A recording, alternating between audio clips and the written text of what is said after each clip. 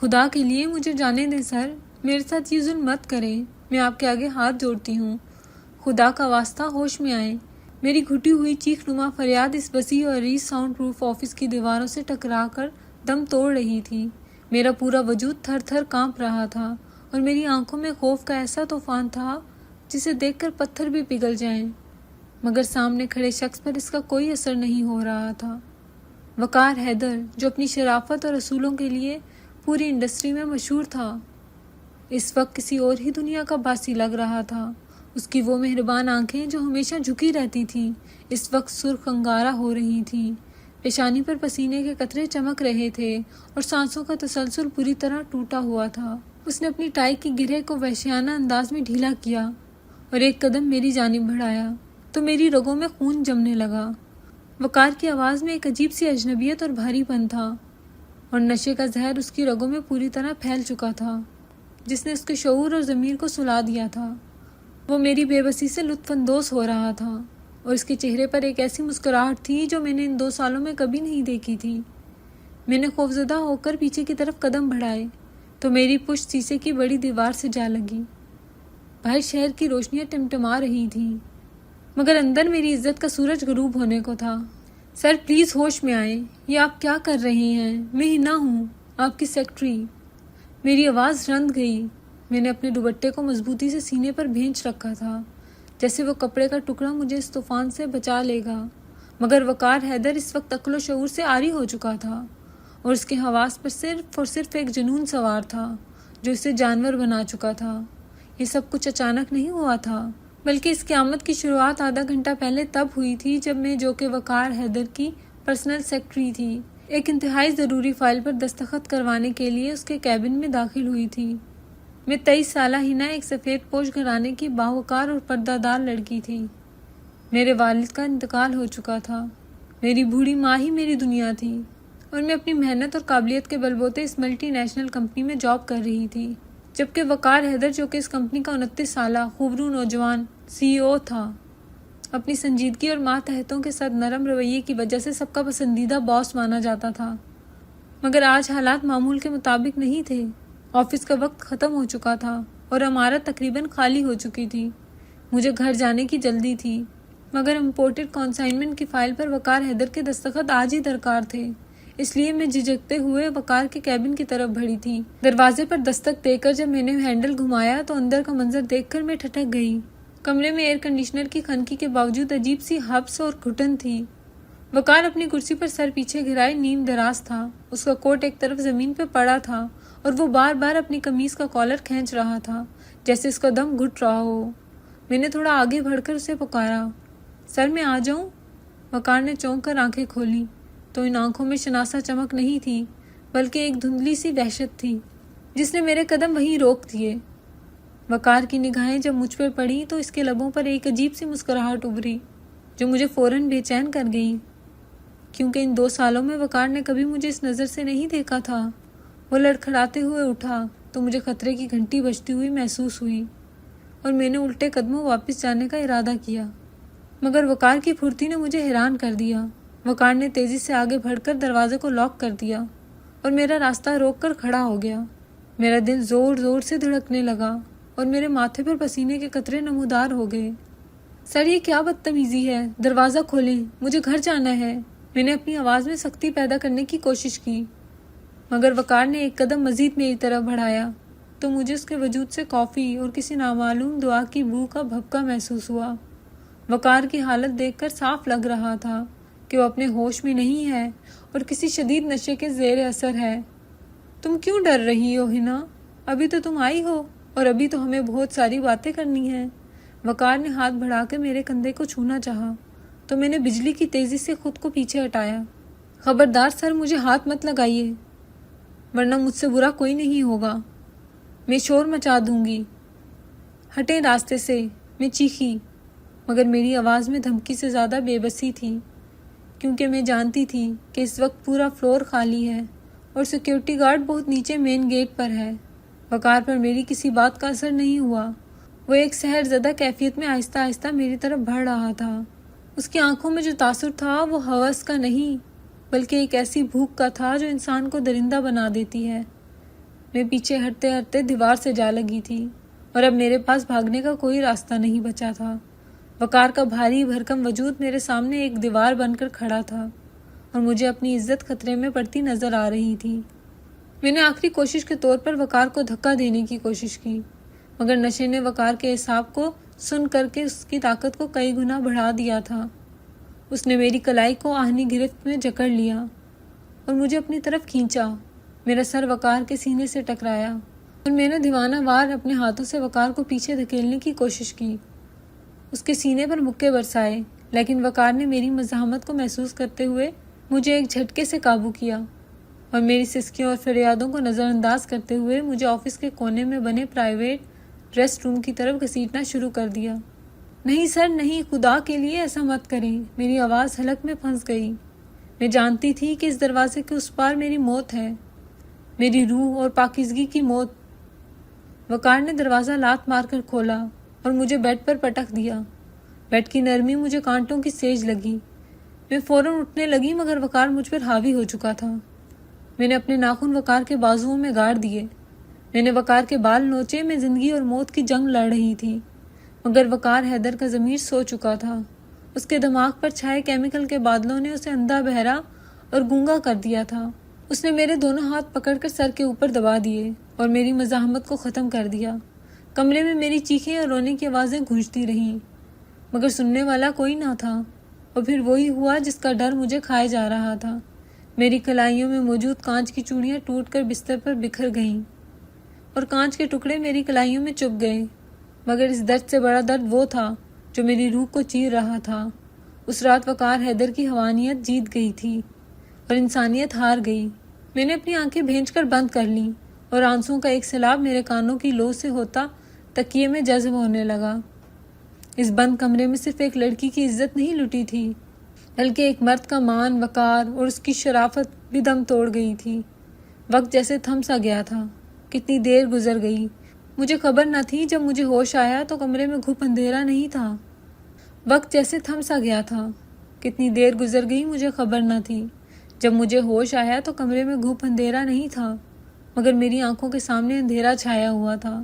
میرا وجود ریزہ ریزہ ہو چکا تھا، جسم کا پور پور دکھ رہا تھا، لیکن دل کا زخم ناسور بن چکا تھا۔ میں نے کانپتے ہاتھوں سے خود کو سمیٹا، اپنی قمیض درست کی جو جگہ جگہ سے پھٹ چکی تھی۔ میری نظر بیڈ پر بکھری اپنی ٹوٹی ہوئی چوڑیوں پر پڑی۔ وہ سبز کانچ کی چوڑیاں جو میں نے کتنے شوق سے خریدی تھیں، اب کرچیوں کی صورت میری بربادی کا نوحہ پڑ رہی تھیں۔ قریب ہی وقار بے سدھ پڑا تھا، وہ گہری نیند میں تھا یا نشے کی زیادتی سے بے ہوش تھا، مجھے اس سے غرض نہیں تھا۔ اس شخص کا چہرہ اب میرے لیے خوف اور نفرت کی علامت بن چکا تھا۔ میں نے لڑکھڑاتے ہوئے اپنا دوپٹہ زمین سے اٹھایا۔ میرے پیروں میں جان نہیں تھی، مگر عزت بچانے کی بقایا ہمت نے مجھے کھڑا کر دیا۔ میں دیوار کا سہارا لیتے ہوئے دروازے کی طرف بڑھی۔ ہر قدم پر مجھے لگ رہا تھا کہ میں گر جاؤں گی، مگر مجھے یہاں سے نکلنا تھا، مجھے اس جہنم سے دور بھاگنا تھا۔ میں کمرے سے باہر نکلی۔ اس کا مرکزی ہال اسی طرح خاموش تھا، جیسے کچھ ہوا ہی نہ ہو۔ میز پہ پڑی وہ فائل اب بھی وہیں تھی، مگر اب اس فائل کی کوئی اہمیت نہیں رہی تھی۔ میں نے اپنا بیگ نہیں اٹھایا، اپنا فون وہیں صوفے کے پاس گرا ہوا چھوڑ دیا۔ مجھے بس یہاں سے نکلنا تھا۔ میں پاگلوں کی طرح لفٹ کے بجائے سیڑھیوں کی طرف بھاگی۔ سیڑھیاں اترتے ہوئے کئی بار میرا پاؤں پھسلا، میں گری، گھٹنے چھل گئے، مگر میں رکی نہیں اور میرے آنسو رکنے کا نام نہیں لے رہے تھے۔ بلڈنگ سے باہر نکل کے ٹھنڈی ہوا میرے چہرے سے ٹکرائی تو مجھے جھرجھری آ گئی۔ سڑک ویران تھی اور رات کے سائے گہرے ہو چکے تھے۔ میں نے اپنے بازوؤں کو اپنے گرد لپیٹ لیا۔ میں اپنے وجود سے آنے والی بو کو مٹانا چاہتی تھی اور خود کو دنیا کی نظروں سے چھپانا چاہتی تھی۔ ایک رکشہ دور سے آتا دکھائی دیا۔ میں نے بے اختیار ہاتھ ہلایا۔ رکشہ رکا تو رکشہ والے نے حیرت سے اس حلیے میں مجھے دیکھا جس کے بال بکھرے ہوئے تھے اور چہرے پر ہوائیاں اڑ رہی تھیں۔ میں خاموشی سے پچھلی سیٹ پر بیٹھ گئی اور سمٹ کر ایک کونے میں لگ گئی۔ میں نے اپنا پتہ بتایا۔ آواز اتنی مدھم تھی کہ بمشکل سنائی دی۔ رکشہ چل پڑا، مگر میری روح وہیں اس آفس کے قالین پر ان ٹوٹی ہوئی چوڑیوں کے درمیان پڑی رہ گئی۔ میں زندہ تھی مگر اندر سے مر چکی تھی، اور پیچھے اس اونچی عمارت کے ایک کمرے میں وقار حیدر اپنی زندگی کی سب سے بڑی غلطی کر کے بے خبر سو رہا تھا۔ میں کھلی آنکھوں سے شہر کی بھاگتی ہوئی روشنیوں کو دیکھ رہی تھی۔ مگر مجھے ہر روشنی کالی لگ رہی تھی۔ میرے دماغ میں بس ایک ہی سوال گونج رہا تھا کہ اب میں اپنی ماں کا سامنا کیسے کروں گی اور دنیا کو کیا منہ دکھاؤں گی، میں جو ایک باعزت زندگی گزارنے کی خواہش مند تھی۔ ایک ہی لمحے میں سب کچھ کھو بیٹھی تھی، اور یہ سب اس شخص کی وجہ سے ہوا تھا جسے میں سب سے زیادہ معتبر سمجھتی تھی۔ میں نے اپنا چہرہ دونوں ہاتھوں میں چھپا لیا اور پھوٹ پھوٹ کر رو پڑی، مگر رکشہ اپنی رفتار سے چلتا رہا اور مجھے اس میری منزل کی طرف لے جاتا رہا جو اب شاید کبھی میرا سکون نہیں بن سکے گی۔ وقار حیدر کی آنکھ کھلی تو سر میں ہتھوڑے سے بج رہے تھے اور کن پٹیوں میں شدید درد کی لہریں اٹھ رہی تھیں۔ اس نے بمشکل اپنی بھاری پلکیں اٹھائی تو کمرے میں صبح کی دھندلی روشنی پھیل چکی تھی جو کھڑکی کے پردوں سے چھن کر اندر آ رہی تھی۔ اس کا حلق خشک تھا اور منہ کا ذائقہ کڑوا ہو رہا تھا، جیسے اس نے زہر پھانک لیا ہو۔ وہ کچھ دیر تک خالی نظروں سے چھت کو گھورتا رہا اور اپنے ذہن پر زور ڈالنے لگا کہ وہ یہاں اپنے آفس کے ریسٹ روم میں کیوں ہے اور رات کیا ہوا تھا، مگر اس کا دماغ کسی خالی سلیٹ کی طرح تھا جس پر کچھ بھی لکھا ہوا نظر نہیں آ رہا تھا۔ اس نے کروٹ بدلی اور اٹھنے کی کوشش کی تو اچانک اس کی نظر بیڈ کی سفید چادر پر پڑی جہاں سبز رنگ کی ٹوٹی ہوئی کانچ کی چوڑیاں بکھری ہوئی تھیں اور ان کے درمیان ایک موبائل فون پڑا تھا جس کی اسکرین پر دراڑیں پڑ چکی تھیں۔ وقار کے جسم میں ایک سنسنی سی دوڑ گئی اور اس کا دل نامعلوم خوف سے زور زور سے دھڑکنے لگا۔ یہ چوڑیاں اور یہ موبائل فون اس کے لیے اجنبی نہیں تھے۔ اسے اچھی طرح یاد تھا کہ یہ موبائل اور اس رنگ کی چوڑیاں کل میں نے پہن رکھی تھیں، مگر میری چیزیں اس کے پرائیویٹ بیڈ روم میں کیا کر رہی تھیں؟ اس سوال نے وقار کے قدموں تلے سے زمین کھینچ لی اور اسے ایسا لگا جیسے کمرے کی دیواریں اس پر گرنے والی ہیں۔ اس نے کانپتے ہاتھوں سے وہ ٹوٹی ہوئی چوڑیاں اٹھائیں تو کانچ کی کرچیاں اس کے پوروں میں چبھ گئیں، مگر اس جسمانی تکلیف سے زیادہ بڑی تکلیف وہ تھی جو اس کے ذہن میں ابھرنے والے دھندلے عکس دے رہے تھے۔ اسے یاد آنے لگا کہ کل رات میں فائل سائن کروانے آئی تھی، جس کے بعد سب کچھ دھندلا ہو گیا تھا۔ وقار نے جھٹکے سے موبائل فون اٹھایا اور اسے آن کرنے کی کوشش کی، مگر وہ بند تھا۔ اس کا دماغ چیخ چیخ کر کہہ رہا تھا کہ کچھ بہت غلط ہوا ہے، کچھ ایسا جو نہیں ہونا چاہیے تھا۔ اس نے لڑکھڑاتے ہوئے قدموں سے واش روم کا رخ کیا اور بیسن پر جھک کر ٹھنڈے پانی کے چھینٹے اپنے منہ پر مارے۔ پانی کی ٹھنڈک نے اس کے حواس کو کچھ بحال کیا تو اس نے آئینے میں اپنا عکس دیکھا۔ اس کی آنکھیں سرخ تھیں۔ وقار نے تولیے سے منہ رگڑ کر صاف کیا اور باہر نکل کر جگ سے پانی کا گلاس بھر کر ایک ہی سانس میں پی لیا تاکہ اس کے حلق کی خشکی دور ہو سکے اور وہ ٹھنڈے دماغ سے سوچ سکے۔ میں ایک باحیال لڑکی تھی جو کبھی بھی اپنی مرضی سے اس کمرے میں نہیں آ سکتی تھی، تو پھر میری ٹوٹی ہوئی چوڑیاں اور موبائل یہاں کیسے رہ گئے؟ یہ سوال اسے اندر ہی اندر کھایا جا رہا تھا۔ اپنی بے چینی کو ختم کرنے اور حقیقت جاننے کے لیے وہ تیز قدموں سے چلتا ہوا اپنے آفس ڈیسک کی طرف گیا جہاں اس کا لیپ ٹاپ پڑا تھا۔ اس نے لرزتے ہاتھوں سے سسٹم آن کیا اور پاس ورڈ ٹائپ کر کے CCTV کی ریکارڈنگز کا فولڈر کھولا۔ اس کا دل سینے میں اس طرح دھک دھک کر رہا تھا جیسے ابھی پسلیاں توڑ کر باہر آ جائے گا۔ اس نے کل رات کی تاریخ اور وقت منتخب کیا اور پلے کا بٹن دبا دیا۔ اسکرین پر جو مناظر چلنے شروع ہوئے انہیں دیکھ کر وقار حیدر کے رونگٹے کھڑے ہو گئے اور اس کے وجود پر لرزہ طاری ہو گیا۔ اس نے دیکھا کہ میں ڈرتے ڈرتے کمرے میں داخل ہوئی تھی اور پھر وہ خود یعنی وقار حیدر نشے کی حالت میں اپنی سیٹ سے اٹھا تھا۔ ویڈیو میں نظر آنے والا شخص وقار ہی تھا، مگر اس کے انداز، اس کی وحشت اور اس کا رویہ کسی درندے جیسا تھا۔ وقار نے دیکھا کہ کس طرح میں نے اس کے آگے ہاتھ جوڑے تھے، کس طرح میں روئی تھی اور کس طرح میں نے بھاگنے کی کوشش کی تھی، مگر اسکرین پہ موجود وقار نے مجھے دبوچ لیا تھا۔ وقار سے مزید دیکھا نہ گیا۔ اس نے لیپ ٹاپ کی اسکرین زور سے بند کر دی اور اس کا ضمیر اسے بری طرح جھنجھوڑ رہا تھا اور اسے اپنے آپ سے گھن آ رہی تھی۔ وہ کرسی پر ڈھہ سا گیا اور دونوں ہاتھوں میں سر تھام کر چیخنے لگا کہ یہ میں نہیں ہو سکتا، یہ میں نہیں ہوں، مگر حقیقت بہت تلخ تھی اور اس کے سامنے عیاں ہو چکی تھی۔ اس نے نشے اور بے ہوشی کے عالم میں میری زندگی برباد کر دی تھی۔ وہ لڑکی جس کی وہ ہمیشہ عزت کرتا تھا آج اس کی عزت کا لٹیرا بن چکا تھا۔ کچھ دیر تک وہ گمسم بیٹھا رہا، اس کا دماغ سن ہو چکا تھا۔ پھر اچانک اسے خیال آیا کہ اگر یہ فوٹیج کسی نے دیکھ لی تو کیا ہوگا؟ اس سے اس کی بدنامی تو ہوگی، مگر میں جس کا کوئی قصور نہیں تھا معاشرے میں منہ دکھانے کے قابل نہیں رہوں گی۔ لوگ میری مظلومیت کو نہیں دیکھیں گے بلکہ میرے کردار پر انگلیاں اٹھائیں گے۔ وقار نے ایک فیصلہ کیا اور دوبارہ لیپ ٹاپ کھول کر وہ تمام ریکارڈنگز ہمیشہ کے لیے ڈیلیٹ کر دی تاکہ میری عزت پہ کوئی حرف نہ آئے اور کوئی دوسرا میری بے بسی کا تماشا نہ دیکھ سکے۔ اس نے ثبوت تو مٹا دیے تھے، مگر اپنے ذہن کی اسکرین پر چلنے والے مناظر کو وہ کیسے مٹاتا جو اب ناسور بن کر اس کی روح کو چھلنی کر رہے تھے۔ وہ آفس میں ایک قیدی کی طرح ٹہلنے لگا۔ اسے شدت سے میری فکر ہو رہی تھی کہ میں کس حال میں ہوں گی اور کہاں ہوں گی۔ اس نے میرا موبائل اٹھا کر اپنی جیب میں رکھا اور فیصلہ کیا کہ وہ ابھی اور اسی وقت میرے گھر جائے گا اور مجھ سے معافی مانگے گا، اگرچہ وہ جانتا تھا کہ اس کا گناہ معافی کے قابل نہیں ہے، مگر وہ میرے قدموں میں گر کر اپنی غلطی کا کفارہ ادا کرنا چاہتا تھا۔ اگلا دن چڑھ چکا تھا اور آفس کا وقت شروع ہو گیا تھا۔ سٹاف آنا شروع ہو گیا تھا، مگر وقار کی نظریں بار بار دروازے کی طرف اٹھ رہی تھیں۔ اسے امید تھی کہ شاید میں آفس آ جاؤں، مگر گھنٹے گزرتے گئے اور میری سیٹ خالی رہی۔ وقار کی پریشانی اب وحشت میں بدل رہی تھی۔ اس نے انٹر کام اٹھایا اور آفس بوائے کو کیبن میں بلایا۔ آفس بوائے اندر داخل ہوا تو وقار نے بے چینی سے پوچھا کہ کیا ہنا آئی ہے یا اس کا کوئی فون آیا ہے؟ آفس بوائے نے نفی میں سر ہلایا تو وقار نے اسے حکم دیا کہ وہ فوراً میرے گھر جائے اور پتہ کر کے آئے کہ میں آفس کیوں نہیں آئی اور میری خیریت دریافت کرے۔ آفس بوائے جی سر کہہ کر نکل گیا اور وقار پھر سے انتظار کی سولی پر لٹک گیا۔ اسی دوران اس کے موبائل پر دبئی سے ارجنٹ کال آئی کہ وہاں ایک بہت بڑی ڈیل فائنل ہونی ہے اور اس کا وہاں جانا ناگزیر ہے۔ وقار اس وقت کہیں نہیں جانا چاہتا تھا، مگر بزنس کی مجبوری اور پارٹنر کے دباؤ نے اسے باندھ دیا تھا۔ اس نے سوچا کہ آفس بوائے کے آنے تک وہ رکتا ہے اور پھر کوئی فیصلہ کرے گا۔ کچھ دیر بعد آفس بوائے واپس آیا۔ اس نے بتایا کہ وہ میرے گھر گیا تھا، مگر وہاں تالا لگا ہوا تھا اور پڑوسیوں نے بتایا ہے کہ وہ لوگ صبح سویرے ہی کہیں چلے گئے ہیں اور کسی کو نہیں پتا کہ کہاں گئے ہیں۔ یہ خبر وقار پر بجلی بن کر گری۔ وہ سمجھ گیا کہ میں اس صدمے کو برداشت نہیں کر سکی اور شرمندگی کے مارے شہر چھوڑ کر چلی گئی ہوں۔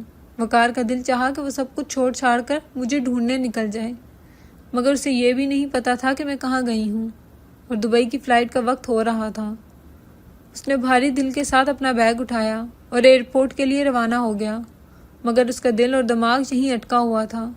پورے راستے اور پھر جہاز میں بیٹھ کر بھی اس کی آنکھوں کے سامنے میرا روتا ہوا چہرہ اور وہ سبز ٹوٹی ہوئی چوڑیاں گھومتی رہیں۔ اسے احساس ہو رہا تھا کہ اس نے ایک ہنستی مسکراتی لڑکی کی زندگی میں اندھیرا کر دیا ہے۔ وہ دبئی جا رہا تھا، مگر وہ جانتا تھا کہ دنیا کے کسی بھی کونے میں اسے سکون نہیں ملے گا، کیونکہ اس کا سکون اس رات اس آفس کے کمرے میں میری سسکیوں کے ساتھ ہی ختم ہو گیا تھا۔ وہ اپنے آپ سے عہد کر رہا تھا کہ وہ واپس آ کے مجھے ڈھونڈے گا، مگر اسے کیا معلوم تھا کہ قدرت نے تقدیر کے فیصلے لکھ دیے ہیں اور اب مجھ سے اس کی ملاقات اتنی آسانی سے نہیں ہونے والی تھی۔ یہ پچھتاوا، یہ آگ اب اس کا مقدر بن چکی تھی جس میں اسے پل پل جلنا تھا۔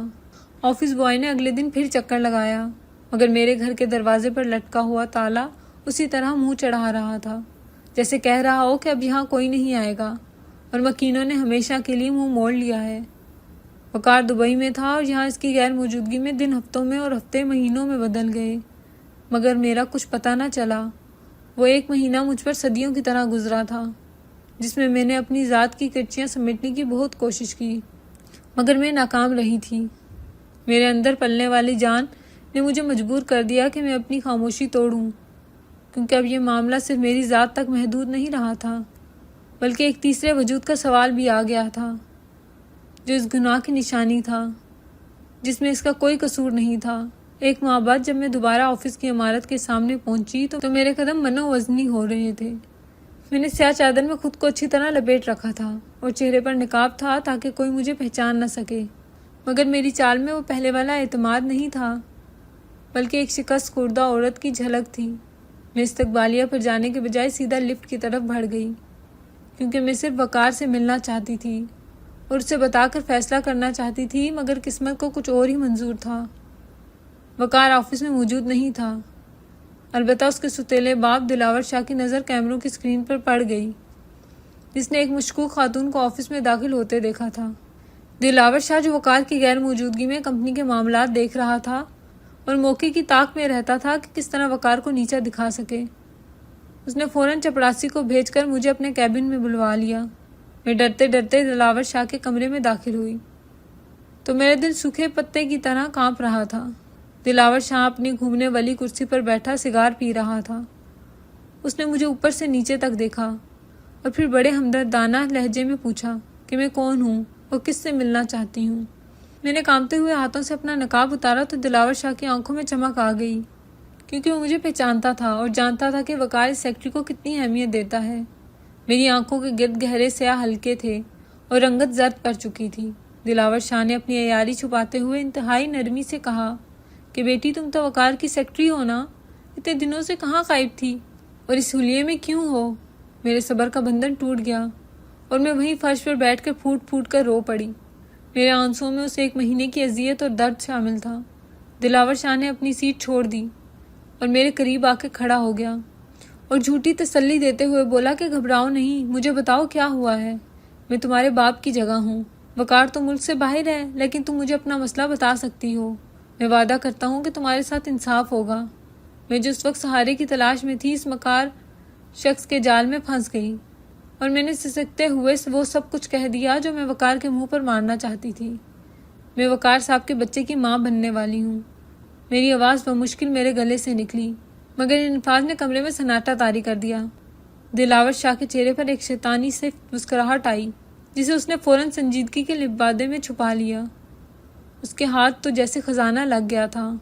وہ جس لمحے کا انتظار برسوں سے کر رہا تھا کہ وقار کی کوئی کمزوری اس کے ہاتھ آئے، وہ خود چل کر اس کے پاس آ گئی تھی۔ میں نے روتے ہوئے بتایا اس رات کیا ہوا تھا اور کیسے میری زندگی برباد ہو گئی تھی۔ دلاور شاہ نے افسوس کا ڈرامہ کرتے ہوئے سر ہلایا اور کہا کہ یہ تو بہت ظلم ہوا ہے تمہارے ساتھ بیٹی۔ وقار نے شرافت کا لبادہ اوڑھ رکھا ہے، مگر اندر سے وہ اتنا گھٹیا انسان ہے مجھے اندازہ نہیں تھا۔ مگر تم فکر نہ کرو، اس سے تمہیں تمہارا حق دلواؤں گا، لیکن اس کے لیے ہمیں ثبوت چاہیے ہوں گے، کیونکہ وقار ایک طاقتور آدمی ہے اور وہ اتنی آسانی سے نہیں مانے گا۔ وہ صاف انکار کر دے گا کہ یہ بچہ اس کا نہیں ہے۔ پھر تم کیا کرو گی؟ میں نے بے بسی سے دلاور شاہ کی طرف دیکھا اور پوچھا کہ پھر مجھے کیا کرنا چاہیے؟ میں تو برباد ہو گئی۔ دلاور شاہ نے اپنی میز سے موبائل اٹھایا اور میری طرف بڑھاتے ہوئے کہا کہ تمہیں اپنا بیان ریکارڈ کروانا ہوگا۔ اس ویڈیو میں سب کچھ سچ سچ بتا دو کہ وقار نے تمہارے ساتھ زیادتی کی ہے۔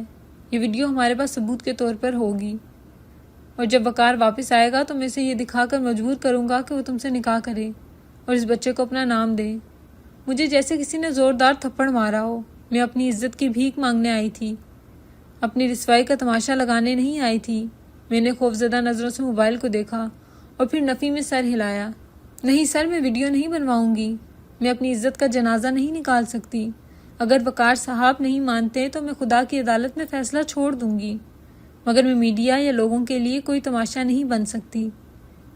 دلاور شاہ کا لہجہ اچانک بدل گیا اور اس کی آنکھوں میں سختی آ گئی۔ اس نے مجھ پر دباؤ ڈالتے ہوئے کہا کہ تمہیں سمجھ نہیں آ رہی ہے لڑکی، یہ ویڈیو صرف میرے پاس رہے گی، لیکن اگر تم نے ایسا نہ کیا تو وقار کبھی نہیں مانے گا اور تم ساری زندگی اس ناجائز بچے کو لے کر در بدر کی ٹھوکریں کھاتی رہو گی۔ سوچ لو، یہ تمہارے پاس آخری موقع ہے۔ مجھے اس شخص کی نیت میں کھوٹ نظر آنے لگا تھا۔ میری چھٹی حس نے خطرے کی گھنٹی بجا دی تھی کہ یہ ہمدردی نہیں بلکہ کوئی نئی سازش ہے۔ میں جو پہلے ہی ٹوٹی ہوئی تھی اب مزید کسی سازش کا حصہ نہیں بننا چاہتی تھی۔ میں اچانک کھڑی ہوئی اور دلاور شاہ کو کوئی جواب دیے بغیر تیزی سے دروازے کی طرف بھاگی۔ دلاور شاہ نے مجھے رکنے کا کہا، مگر میں نے مڑ کر نہیں دیکھا۔ میں جانتی تھی کہ اگر میں یہاں ایک پل بھی رکی تو شاید میری بچی کچی عزت بھی نیلام ہو جائے گی۔ میں وہاں سے بھاگی تو پھر مڑ کر نہیں دیکھا۔ میں اس شہر کی بھیڑ میں کہیں گم ہو گئی، جیسے صحرا میں بارش کی بوند گم ہو جاتی ہے۔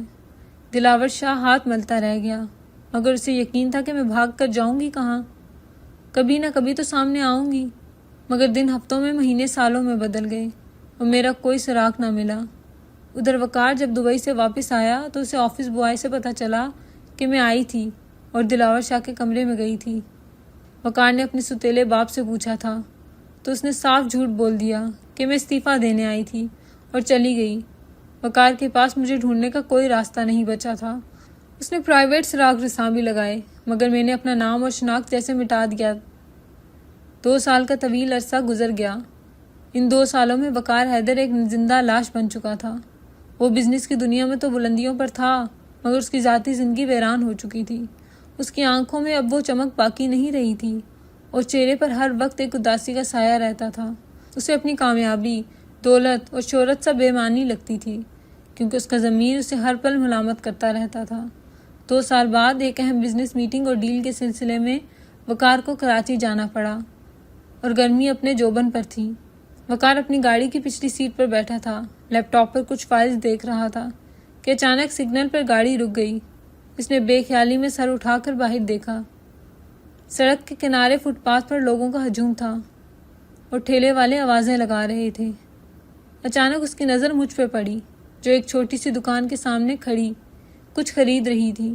میرے ہاتھ میں ایک چھوٹا بچہ تھا جو شاید 1.5 یا 2 سال کا ہوگا۔ وقار کی نظریں مجھ پر جم گئیں۔ اگرچہ میرا چہرہ نظر نہیں آ رہا تھا، مگر میرا قد کاٹ اور کھڑے ہونے کا انداز سے جانا پہچانا لگا۔ وقار کا دل زور سے دھڑکا۔ کیا یہ ہنا؟ اس نے خود سے سوال کیا اور پھر اپنی سوچ کو جھٹک دیا کہ وہ تو شاید کہیں دور جا چکی ہے۔ مگر تبھی میں نے مڑ کر بچے کو گود میں درست کیا اور میرے چہرے سے نقاب ذرا سا سڑکا۔ وقار کو لگا جیسے وقت تھم گیا ہو۔ وہ میں ہی تھی، کمزور اور مرجھائی ہوئی۔ وقار نے فوراً ڈرائیور کو گاڑی سائڈ پہ روکنے کا حکم دیا۔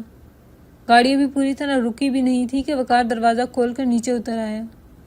ٹریفک کے شور میں اسے کچھ سنائی نہیں دے رہا تھا، بس اس کی نظریں اس بچے پر تھیں جو میری گود میں تھا اور جس کا رخ وقار کی طرف تھا۔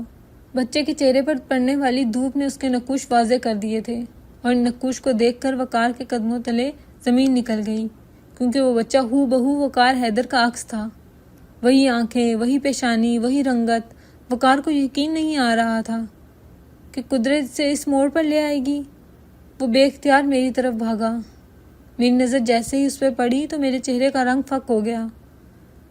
میں جس سائے سے 2 سال سے بھاگ رہی تھی وہ اچانک میرے سر پر آن کھڑا تھا۔ میں نے بچے کو سینے سے بھینچا اور مخالف سمت میں بھاگنے کے لیے مڑ گئی، مگر ہجوم کی وجہ سے میں تیز نہیں چل سکی، اور اس سے پہلے کہ میں بھیڑ میں گم ہوتی وقار نے آگے بڑھ کر میرا راستہ روک لیا اور میرا بازو پکڑ لیا۔ ہنا رک جاؤ، خدا کے لیے اب مت بھاگنا۔ وقار کی سانسیں پھولی ہوئی تھیں، اس کی آواز میں التجا اور حکم دونوں شامل تھے۔ میرا پورا وجود کانپ رہا تھا اور میں نے نظریں جھکا لیں، کیونکہ میں وقار کی آنکھوں میں دیکھنے کی تاب نہیں لا سکتی تھی۔ چھوڑ دیں مجھے وقار صاحب، میرے پاس کچھ نہیں بچا جسے آپ مزید برباد کر سکیں۔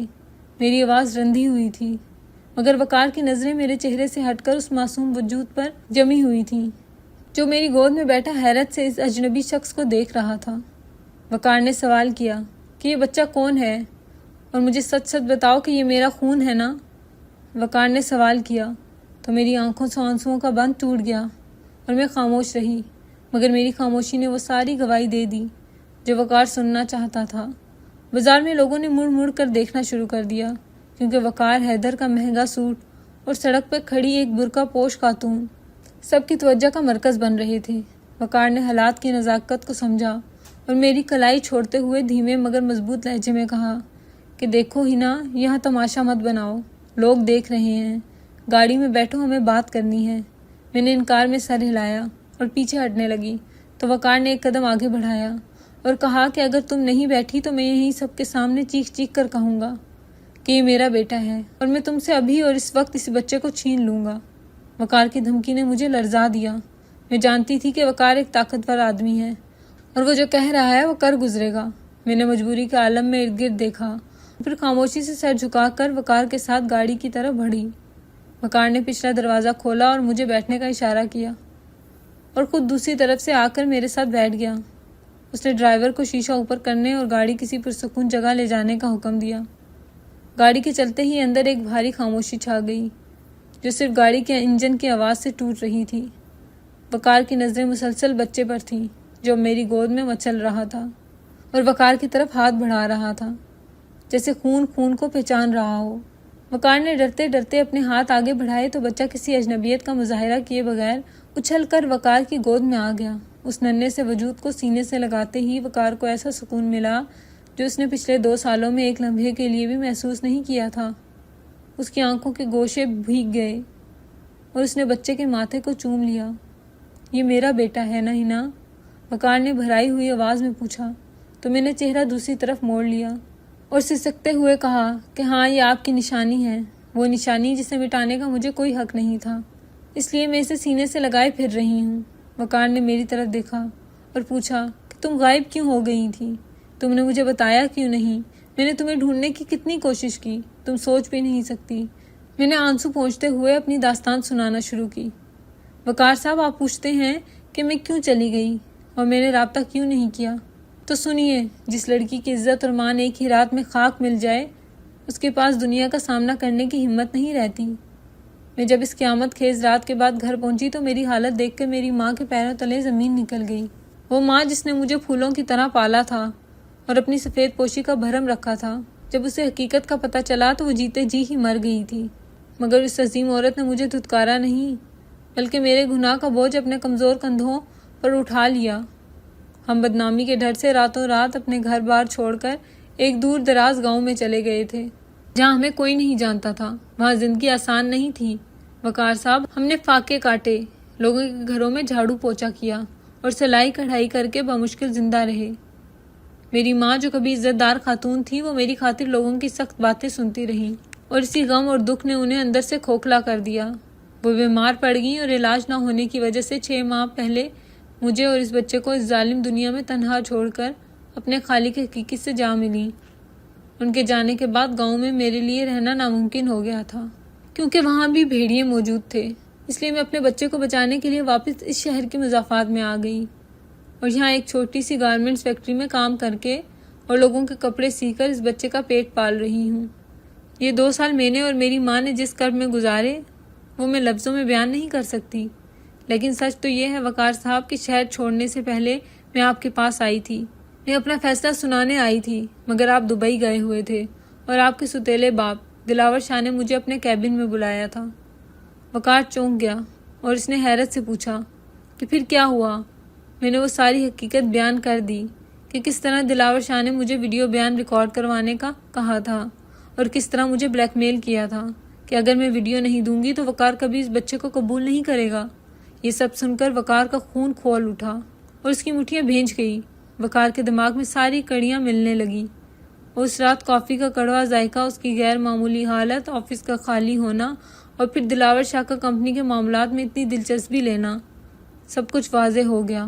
وقار کو سمجھ آ گئی کہ اس کی کافی میں نشہ آور دوا اس کے ستیلے باپ نے ملائی تھی تاکہ وہ وقار کو کسی سکینڈل میں پھنسا کر بدنام کر سکے اور کمپنی کی ساری پاور اور شیئرز اپنے نام کروا سکے۔ اس کی سازش کی بھینٹ میں چڑھ گئی تھی اور وقار کی زندگی کا سکون برباد ہو گیا تھا۔ وقار نے شرمندگی اور پچھتاوے سے میری طرف دیکھا اور کہا کہ مجھے معاف کر دو ہنا، میں گنہگار ہوں، میں نے تمہاری حفاظت نہیں کی اور میری وجہ سے تم نے اتنا دکھ سہا، لیکن اب ایسا نہیں ہوگا۔ میں وعدہ کرتا ہوں کہ جس نے ہماری زندگی برباد کی ہے میں اسے چھوڑوں گا نہیں، مگر سب سے پہلے مجھے تمہارا دامن صاف کرنا ہے۔ وقار نے ڈرائیور کو سیدھا قریبی مسجد لے جانے کا کہا اور راستے میں اپنے وکیل اور 2 گواہوں کو فون کر کے وہیں بلا لیا۔ میں حیران پریشان اسے دیکھتی رہی کہ یہ کیا کر رہے ہیں، مگر وقار کے چہرے پر اب ایک عزم تھا اور اب مزید کوئی غلطی نہیں کرنا چاہتا تھا۔ اسی دن عصر کی نماز کے بعد وقار نے سادگی سے میرے ساتھ نکاح کر لیا اور اپنے بیٹے کو اپنا نام دیا۔ مجھے یقین نہیں آ رہا تھا کہ میری زندگی کی ویران راہوں میں پھر سے بہار آ سکتی ہے۔ نکاح کے بعد وقار مجھے اور بچے کو لے کر اپنے گھر گیا، جہاں اس نے سب سے پہلے دلاور شاہ کا سامنا کیا۔ دلاور شاہ وقار کو میرے ساتھ دیکھ کر ہکا بکا رہ گیا، مگر اس سے پہلے کہ وہ کوئی نئی چال چلتا، وقار نے اس کے سامنے وہ میڈیکل رپورٹس اور پرانے آفس بوائے کا بیان رکھ دیا جسے اس نے راستے میں ہی فون کر کے سب کچھ اگلوا لیا تھا۔ وقار نے خفیہ طور پہ جمع کیے گئے شواہد پولیس کے حوالے کر دیے اور دلاور شاہ کو رنگے ہاتھوں پکڑوا کر جیل بھجوا دیا، جس نے دولت کی ہوس میں اپنے ہی بیٹے کی عزت کو داؤ پہ لگا دیا تھا۔ اگلے دن وقار نے ایک پریس کانفرنس بلائی اور سب کے سامنے مجھے اپنی بیوی اور بچے کو اپنا وارث ڈکلیئر کیا۔ اس نے دنیا کو بتایا کہ یہ وہ عورت ہے جس نے اس کی عزت اور اولاد کی حفاظت کی اور آج سے یہی اس کی عزت ہے۔ میں جو ایک کونے میں کھڑی یہ سب دیکھ رہی تھی، میری آنکھوں سے تشکر کے آنسو بہنے لگے۔ میں نے وہیں زمین پر سر رکھ دیا اور خدا کے حضور سجدہ ریز ہو گئی کہ میرے رب نے مجھے ذلت کے گھڑے سے نکال کر عزت کے آسمان پر بٹھا دیا تھا۔ میری آزمائش ختم ہو چکی تھی اور اب میرے دامن میں صرف خوشیاں تھیں۔ وقار نے آگے بڑھ کر مجھے سہارا دیا اور ہم دونوں نے اپنے بچے کے ساتھ ایک نئی زندگی کا آغاز کیا جو اب صرف محبت اور اعتماد پر مبنی تھی۔